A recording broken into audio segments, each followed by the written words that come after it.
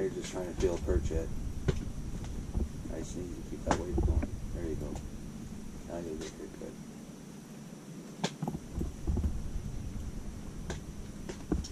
Hit you there.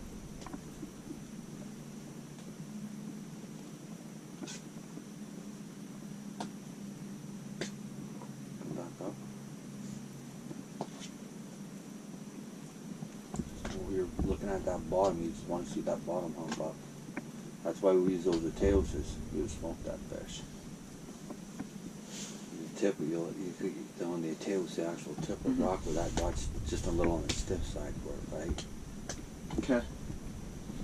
So the tip of the tails, when I'm doing it, the tip will just do this. The tip helps you. Yeah, the tip helps you rock it a little bit. The tip will help you spring it. It's like a spring, ting, ting, ting. So you just, once you get it going, you just keep it going. You're like, here we go, and all of a sudden you'll just see it jump. Gotcha. I see you got one, it looked like you pushed it, and the other two were just both from small lifts up. I could just see your line go slack inside your eye guide. Good job of not touching that reel though, because you got back down right quick again. So the problem you had there is when you went back down.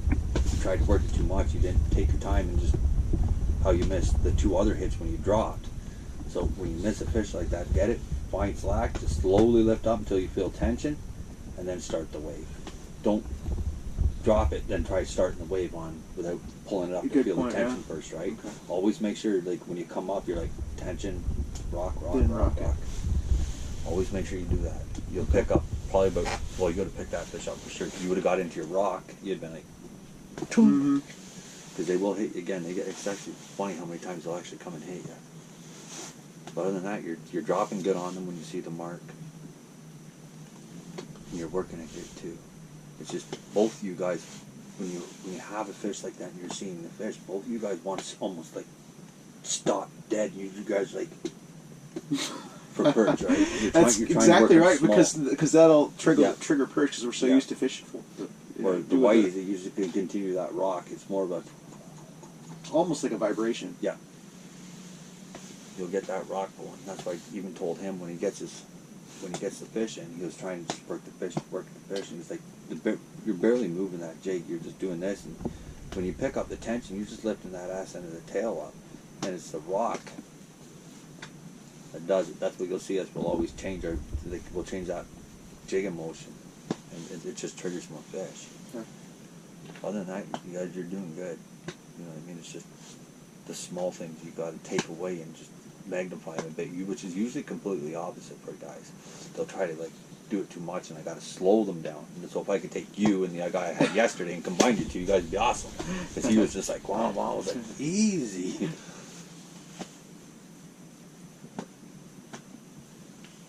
But it's that wave that. Let's see how it is. I mean, even though it's stiff, you could probably still get a rock out of it, but you just got to be. It's more difficult. Oh, I can feel it right there. I can feel that whole jig, that whole ass end, and the jig's off bottom. And so the jig's up, I feel tension. Soon as I feel tension. So you're gonna get you to open your hand like this. Yeah, take. Don't take your arm off. Drop it down. Drop it down like you're gonna work it. Okay. Feel the difference? Mm-hmm. You feel a lot more. See how much more sensitive that is to feel?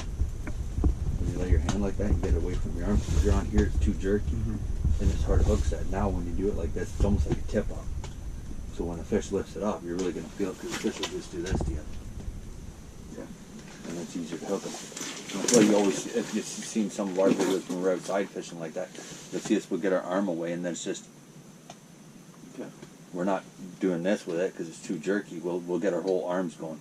James will actually get the rod, that's why he uses a real long rod. Mm-hmm. So he just goes like this with it, just vibrates it. But he's looking at the tip, where I don't want guys looking at the tip. You'll catch more fish if you can feel them. Mm-hmm. I want you guys looking at the screen. You're like, there he is, whack. Because you'll actually see that tail hump up. When I say he's on you, it's because I seen his tail lift. He tilted. So when he tilts like that, it's going to draw a little hump on the screen. So you'll see it go thick. You'll see a little hump get drawn up, and then fish on. Interesting. Oh, there's tricks. There's always tricks. Don't matter what you do. That was very informative. Yep. Just a matter of being able to Get used to it. You know? The feeling when you get used to it, like I was telling him outside there when he was working, I was like, the best thing you can do is go home. If you have any problems or any questions or something like that, but I want you to go home and I want you to put that knot in the back of that jig and just drop it on the ground. And all I want you to do is get that rock, that tail going, and try making it move and dance a lot more without lifting it up. And you know what you can get away with, because that's why we run braid, because it doesn't stretch, and then about 6 feet of fluoro so they don't see it. The braid's just a lot more sensitive. Yeah, we use braid on the Detroit River too. Yeah. Down, down, down, down, down, down. There you go. Nice and easy.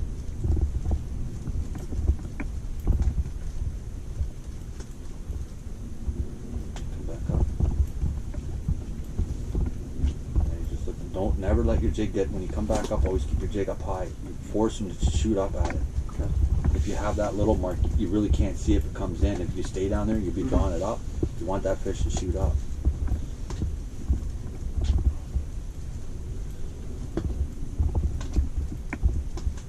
I don't want them looking at that jig too long, because they just see it, and they shoot up, and then straight down. They hump down on it, and when they hump usually down on it, they don't get a good chance to look at it. Odds are you're just going to see that tail, and that's when you get hit. Like a lot of them are painting on the screen, and they look like this when I'm hitting them. So now you know how fast this screen runs. I took a picture of this screen there the other day when I was hitting fish, but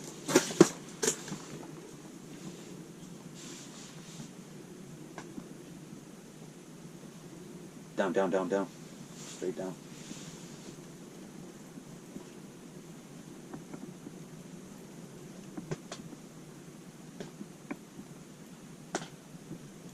Come back up. It's too long. I want you to make the screen look like this. That's me, Jason. Boom, boom, boom, down. This comes up, down, down, down, down, down, down. Here we go. They're rocking nice. There you go. There you go. See how easy that is? That fish wasn't on you long, dude. So that mark there, I hit him. Literally, I just dropped that jig, started working that fish, painted that much on the graph, and I was done on him.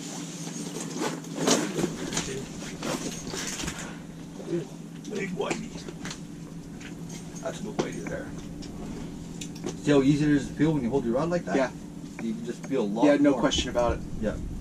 It's almost acts like a tip up. That's a big whitey there. No, don't let him thrash around. Just keep that rod loaded, man. Get his head in the hole. Yeah, it came off. Damn it. Sorry. That was a big Yeah, whitey. yeah, nice fish. See how quick that is? Like as soon as you went down, you got about 5 wiggles in here.